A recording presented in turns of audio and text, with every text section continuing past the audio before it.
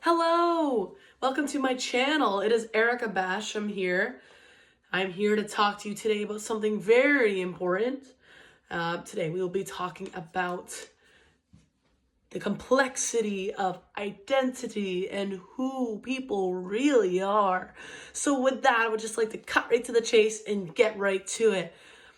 Please, don't you ever, and I hate to tell you what to do, but really it's an important life skill and important thing to practice.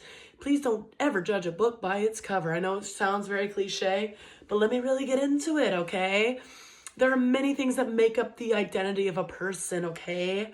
We have so many things. We have personality traits, disabilities, socioeconomic status. We also have, religion, religious beliefs, morality, right? Morals, belief systems, political affiliations. We also have culture, ethnicity, sexuality, gender, history, background, family background. We also have trauma. We have so many things that make up a person, okay? So let's talk about a concept of, occurrence is what it's called. Basically, perspective is another way to say it, or perception, okay? I'll say it in different ways, but the way you perceive one person may be different than the way I perceive that person. Does this make sense? Okay. For example, I'm going to use something really silly as an example, but I think it's going to help us understand together. SpongeBob SquarePants is a show. SpongeBob is a show that I loved as a kid, and I still do love that show. Let's talk about it. SpongeBob occurs differently to Patrick than he does Squidward, does he not? Just to give you a little recap, Squidward's usually grumpy, and he prefers his alone time, and he loves to play the clarinet, and he works at the Krusty Krab as a cashier. SpongeBob is the head cook, okay? He's happy-go-lucky, he's funny, he's also sensitive, and he's goofy, and he's spontaneous. Well, SpongeBob's best friend is Patrick, right? Patrick is... how do you say it?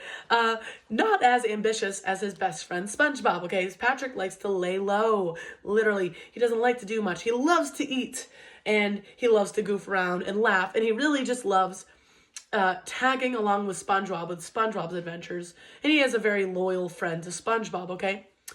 But let's think about it, right?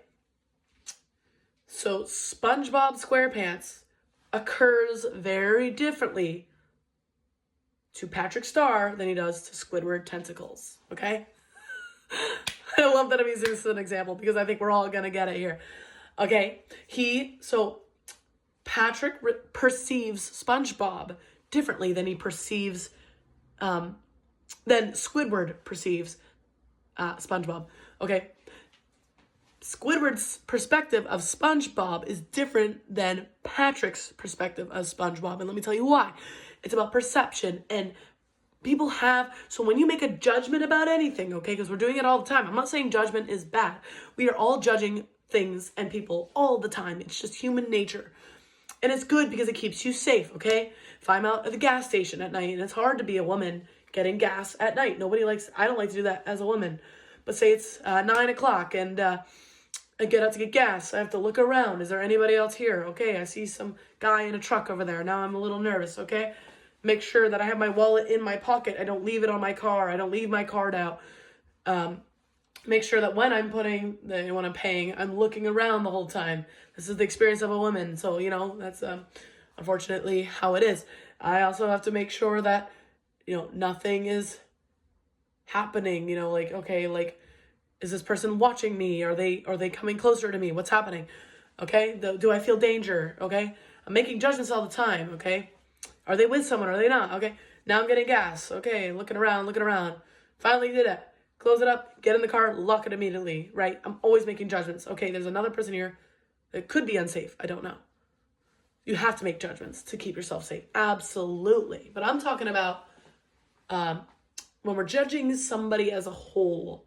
Like I said, one person occurs differently to you than they do to another person. So, Patrick sees SpongeBob as an amazing person, is his best friend, he loves the death out of him. That's a positive occurrence. Squidward, on the other hand, he gets very annoyed by SpongeBob all the time, right?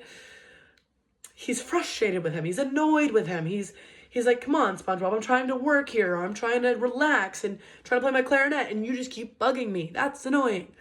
You keep imposing on my personal space, right? Squidward, his boundaries are sometimes impeded on by overlooked by SpongeBob. And so Squidward just sees SpongeBob as annoying. But is SpongeBob still the same happy-go-lucky, funny, adventurous, and yes, maybe annoying person? Yes. But do you see how one person, Squidward, views him differently than the other person, Patrick? That's it. That's what I'm talking about. So I, Erica Lynn Basham, am me. I know exactly who I am, okay? At least I think I do at 26 years old. I am an educator. I'm a musician. I'm a friend. I'm a daughter. I'm a sister. I'm a cousin. I'm a niece. I'm a granddaughter. I am, let's talk about ethnicity, right? Whatever. I'm white. I'm also half Italian. I'm a quarter German, quarter English. I am an avid learner. I'm a biker, a hiker, a runner. I write books. I'm a writer. I'm an author. I'm working on that. I'm becoming a motivational speaker. I am a cook. I am a girlfriend. I'm a partner, right? I'm a lover. I am an aspiring social media. Wow, I can't even think of the word. Working on becoming a social media influencer as well. Okay, so there are these things that I like to do and who I am and what I believe. I know that. However, I may occur differently to my students than I do my best friends, than I do my own mother, than I do my own cousins, than I do my gym buddies who I go to the gym with, than I do my band, the people I play music with. Do you see what I'm saying? I am going to be perceived differently by different people based on what they know about me and how well they know me and how long they've known me. They're going to perceive me differently than other people do. Does that change my worth? You know the answer to that question. Hard? No. Wrong. That doesn't change my worth. Does it mean I'm not loved anymore if somebody perceives me negatively? No, absolutely not. Here's the thing about life. I'm not saying I've got it all figured out. But look at this cute little frog. My ma gave me this. It's my favorite little thing ever. Squish, squish. I call him Le Frog. My attempt at sounding French. I perceive this little guy as the best cute little frog ever. My friends, when they come over, they're like, you're weird, but it's cute. They perceive Le Frog differently than I do. My ma knows it's special to me. So she sees this as a visual reminder. She knows I'm very visual. She sees this as, this is important to Erica. So I love that. She perceives this as special to me. And it is. But there are other people when they come to my house and my apartment and they'll be like, oh, okay, cool. I guess you like frogs. They perceive it differently than I do. Does this make sense? Does that change this little guy's worth? No. That's the point. So when you are about to judge another person, please think twice. Who are we to judge? Do you actually know them at the core? We're complex as human beings. We have so many layers, deeper than, and more layers than onions, deeper than onions, and more than layers than onions. And we are so much more than what meets the surface. And we are still discovering ourselves as we age. We never really know. We are always self-discovering. So here's what I'm saying. We're always learning.